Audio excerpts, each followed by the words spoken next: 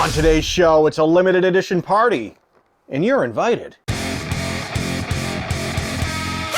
Welcome back to That's Rank, your home for food news and reviews. My name's Chris, and today we have the return of one of my least favorite guests to ever appear on this show, Leclerc Cookies. You may remember the last time Leclerc Cookies turned up, it didn't exactly go well. All right, these are exactly as I remember them from the grandma tin. They are...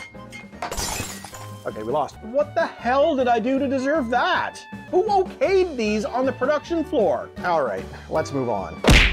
That is not eggnog. They're neither food nor household object. Well, the good news is that there's no chocolate in today's cookies, and thank God for that, because I'm fairly convinced that Leclerc harvests their chocolate from old vinyl records.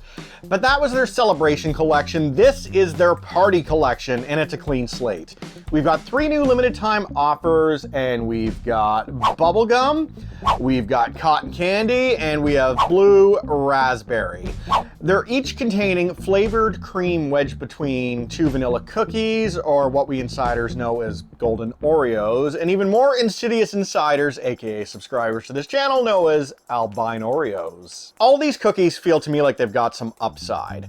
Oreo gets away with doing really weird flavors, so I don't know why Leclerc can't. Leclerc's been around for 115 years, and that's even longer than Oreo, so surely they deserve some leeway. So I didn't see a lot of advertising about these cookies. They're not even on the company website. Google has virtually nothing about these cookies anywhere, and if I hadn't seen them on shelves, I'm not even sure I'd know they existed. So I don't know what that's all about, if it's part of their strategy to sell these cookies, or if they're just really awful and they would prefer that you not know about them at all. There's no reviews, there's nothing. You know, maybe this entire sequence is just one big fever dream. In fact, maybe you're not even watching this at all. I'm gonna start with the one that feels like it's got the highest upside, and that's the blue raspberry cookie. All right, there's that unnaturally blue color I would come to expect inside of a blue raspberry flavor. And here's the thing.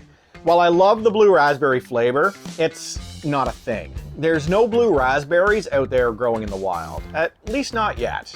Breeders of pine berries, you know what to do. Now, the blue raspberry was actually invented by the Icy company because their signature flavor cherry was already a deep red, and they didn't want to confuse consumers with multiple red beverages because Icy, like so many companies out there, are convinced that their consumers are morons. Of course, I'm not saying they're wrong. I'm an Icy consumer, and I'm the same guy who believes that Fruit Loops all taste different, so maybe they're onto something.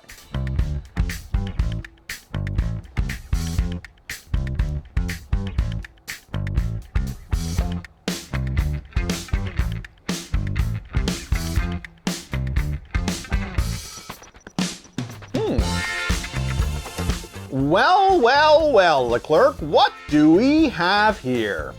You know, after the Christmas cookie debacle, I wasn't sure that I could ever trust Leclerc to do the right thing, but maybe moving them away from real flavors and into the world of artificial was exactly the kickstart that these guys needed. Are these good? Not especially. They're serviceable. But that's leaps and bounds ahead of where they were with those Christmas cookies, so we're headed in an upward trajectory here. If I was offered one of these after supper, you know, I'd eat this. But to say it's comparable to like a bag of Oreos, where I would just mindlessly eat the entire thing in a single sitting, these have a lot of work to do. Like, I'm still gonna eat it, it's fine, it's just not a top tier cookie. All right, which one is next? Bubblegum sounds completely wrong, let's go with this one. You know what's really bizarre is as that blue raspberry cookie is now settling and you're getting some of that aftertaste, I'm getting salt. Why is there salt in your cookies, guys? That's weird. Well, there's a waft I never expected to get when opening a pack of cookies. The only thing that I can ever really remember seeing bubblegum in, other than bubblegum, was ice cream. And I don't think that the popularity has withstood the test of time because I hardly see anybody carrying bubblegum ice cream anymore. Here's a fun did you know, that bubblegum flavor is a mix of banana, pineapple, cinnamon cloves, and wintergreen. Like legit, you could have given me like a million guesses and I'm not sure that I would have landed on even 3 of those ingredients. And never once have I considered chewing on a clove.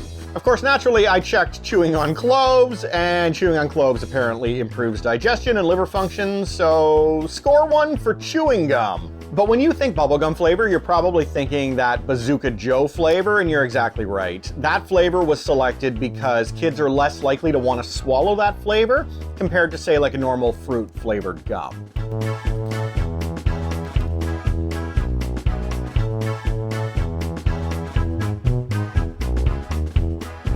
Maybe no one was meant to swallow this cookie either. God, what the actual...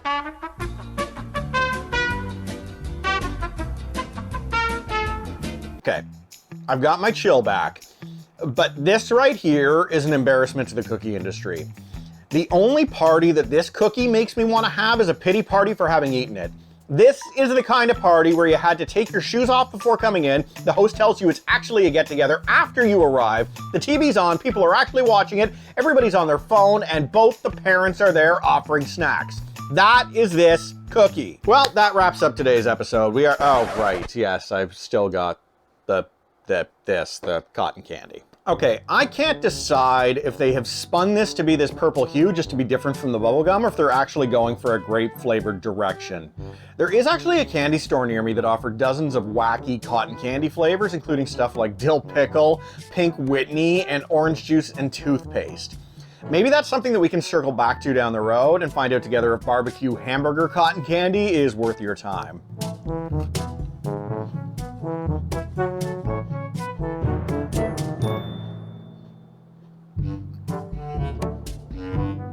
Yeah, that's not good. And it's not that these cookies don't taste the way that they're supposed to. All of them actually do. It's just that this doesn't belong wedged in between an albino Oreo. And despite that, I can all but promise that if Oreo did each of these flavors, they'd somehow be great.